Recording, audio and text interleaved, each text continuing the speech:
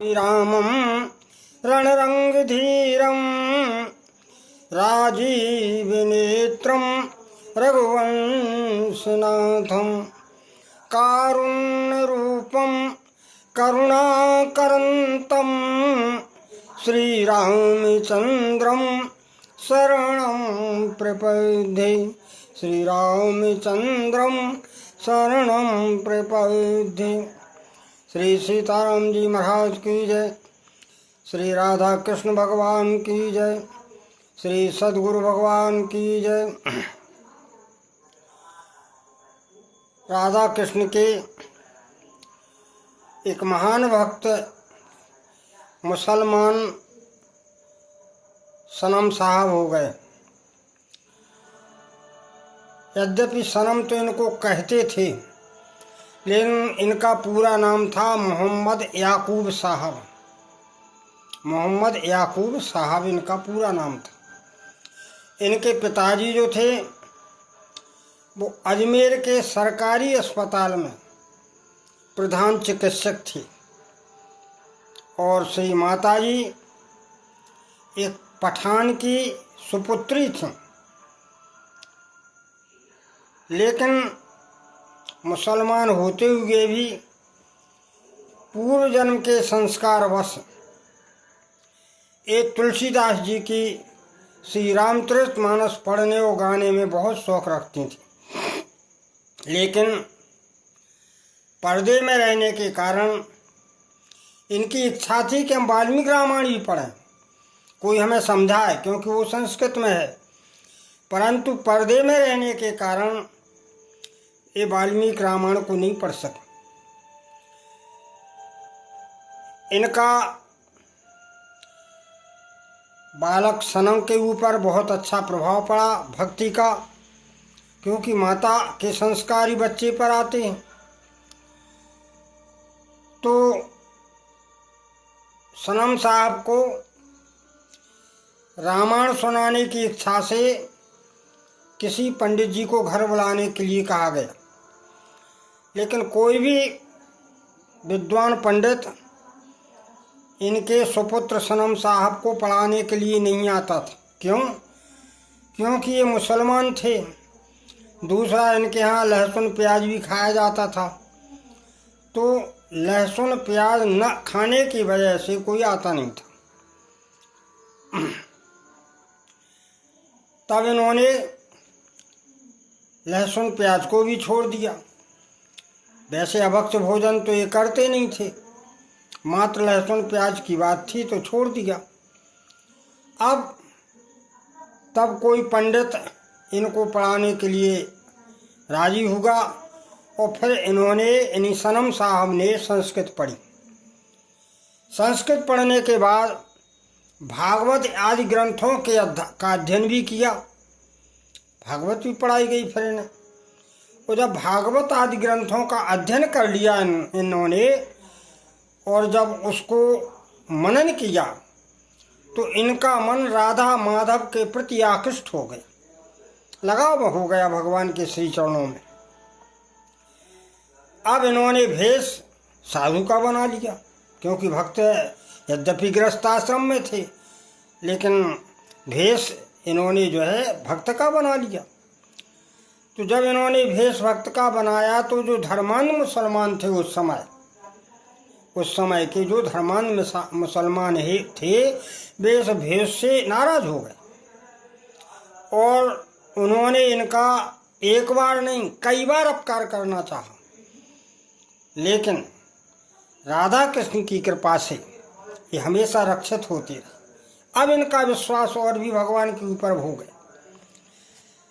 फिर इन्होंने निकुंज लीला से ओतप्रोत जो है कई पदों की रचना की, जिनमें से दो चार बताए देते हैं, जैसे सरस सागर, सरस सद्गुरु विलास, और ऐसे इनके अनेकों और भी ग्रंथ हैं। तो प्रसिद्ध कृष्ण भक्त एक बार क्या हुआ कि इनको जो है एक अंग्रेज मिला जो भगवान श्री कृष्ण का भक्त था, और ऐसा वैसा भक्त नहीं था, प्रसिद्ध था। तो प्रसिद्ध भक्त, कृष्ण भक्त, उनका नाम था, अंग्रेज का नाम था डोनाल्ड निक्सन। तो उनसे इन्होंने कृष्ण प्रेम की स्फूर्ति प्राप्त की, माने भगवान में और लगाव हो गया इनका उस अंग्रेज के माध्यम से। अब तो ये राधाष्टमी, कृष्ण जन्माष्टमी का बड़े उल्लास पूर्वक महोत्सवों का आयोजन करते थे, और सनम साहब के चित्त में समय समय पर राधा माधव की निकुंज लीलाओं की स्फूर्ति होती रहती थी। इनके चिंतन में निकुंज लीलाएं स्वतः ही आती रहती थी। ऐसे इनका भावावेश भगवान के श्री चरणों में लग गया था। जब ये चिंतन में बैठते थे तो निकुंज लीला इन्हें स्पष्ट दिखाई देती थी, जो भगवान लीलाएं कर रहे, आज भी करते हैं भगवान। तो और ऐसा ही नहीं है कि निकुंज लीला, प्रत्यक्ष दर्शन भी इन्हें जीवन में 2 बार राधा कृष्ण का हुआ। जीवन में 2 बार इन्होंने राधे गोपाल का प्रत्यक्ष दर्शन किया इन नेत्रों से, और इनकी इच्छा ये थी भगवान से कि हे प्रभु, हम जो है आपके श्री चरणों में ही अपने देह को जो है समाप्त करना चाहते हैं। ये प्रार्थना करते रहते थे। तो भगवान ने उनकी प्रार्थना सुनी, और ऐसा ही हुआ। सन 1945 में शरद पूर्णिमा के दिन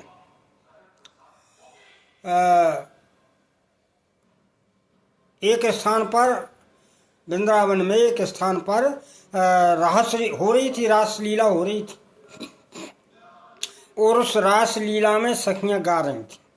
ये भी वहाँ पहुँच गए। अब वो तो प्रभु की लीला थी और इनका समय भी आ चुका था। तो क्या सखियां क्या गा रही थीं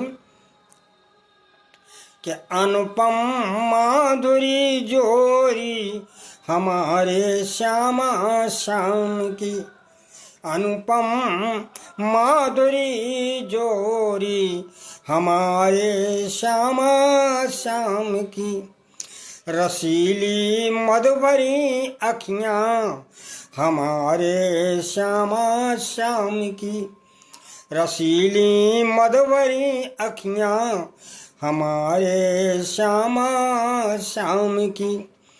नहीं कुछ लाल साधन की, नहीं कुछ लाल साधन की, नहीं निर्वाण की इच्छा, नहीं निर्वाण की इच्छा। फिर क्या चाहते हैं? बोले सखी श्यामा मिले सेवा। वो कहती है मैं तो श्याम की सेवा चाहिए।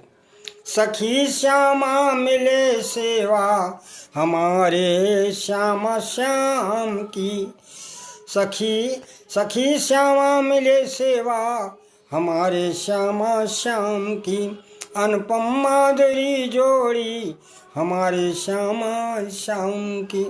ये सखियाँ उस रास लीला में गा रही थी मधुर संगीत से। उसी समय उन सखियों के साथ उनके स्वर में स्वर मिला करके आप भी गाने लगे, और उसी समय सनम साहब ने गाते गाते भगवान के श्यामा श्याम के श्री चरणों में सदा के लिए माथा टेक दिया, सदा के लिए माथा टेक दिया।